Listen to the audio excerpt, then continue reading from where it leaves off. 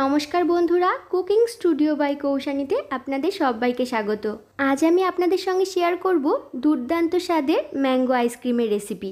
আর এই mango ice cream তৈরি করতে কিন্তু কোনো রকম বিটার, ক্রিম, কনডেন্স মিল্ক কিছুরই প্রয়োজন হবে না। তো আইসক্রিম তৈরির জন্য প্রথমেই আমি একটি কড়াইয়ের মধ্যে নিয়ে নিয়েছি 1/2 লিটার দুধ, 1/3 কাপ চিনি, 1 টেবিল চামচ কর্নফ্লাওয়ার আর ফ্লেভারের জন্য কয়েকটা কেশর। এবার সব কিছু ভালো করে মিশিয়ে নেব। আর এটা কিন্তু গ্যাসের ফ্লেম অফ থাকা অবস্থাতেই করতে হবে। সব কিছু ভালো করে মিশিয়ে নেওয়া হয়ে গেলে গ্যাসের ফ্লেম অন করে অনবরত দুধটাকে নেড়ে চেড়ে ঘন করে নিতে হবে। যেহেতু কর্নফ্লাওয়ার দেওয়া আছে তাই দুধটা কিন্তু খুবই তাড়াতাড়ি ঘন হয়ে যাবে। আপনারা এখানে কর্নফ্লাওয়ারের পরিবর্তে ময়দা কিংবা কাস্টার্ড পাউডারও অ্যাড করতে পারেন, সেক্ষেত্রে পরিমাণটা কিন্তু একই থাকবে।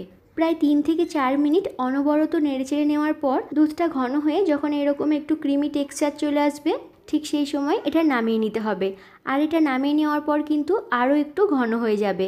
এবার এটা একটি মিক্সি জারের মধ্যে ঢেলে নিয়ে এর মধ্যে দিয়ে দেব মিডিয়াম সাইজের ছোট ছোট টুকরো করে কেটে রাখা 2টো আম, 2 টেবিল চামচ গুঁড়ো দুধ আর আগে থেকেই 1 লিটার দুধে 2টো এলাচ দিয়ে ফুটিয়ে ঘন করে 1 কাপ করে নিয়েছি। এখন এটাও দিয়ে দেব আর সব কিছু ব্লেন্ড করে একটা স্মুথ পেস্ট তৈরি করে নেব। আপনারা এখানে এই ঘন দুধের পরিবর্তে ক্রিম কিংবা দুধের সর বা মালাইও অ্যাড করতে পারেন। এরপর আমি এরকম একটি টিফিন বক্স নিয়ে নিয়েছি।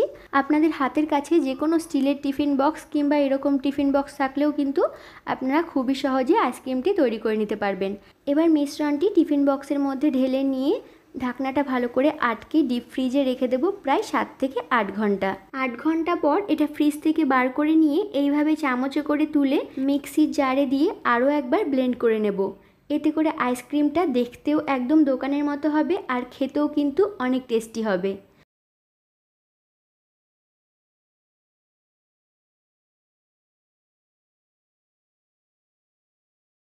তো এটা ব্লেন্ড করে নেওয়া হয়ে গেছে।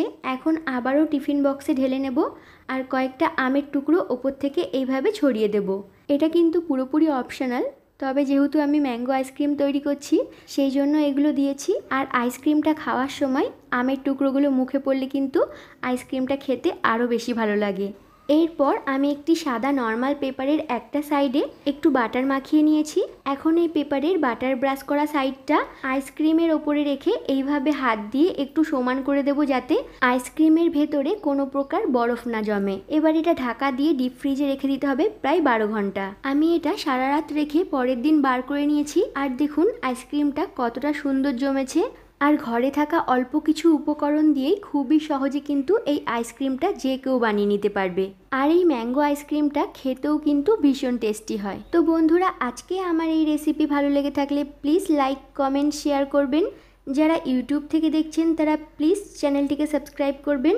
আর যারা ফেসবুক থেকে দেখছেন তারা প্লিজ আমার পেজটিকে ফলো করে পাশে থাকার অনুরোধ রইল।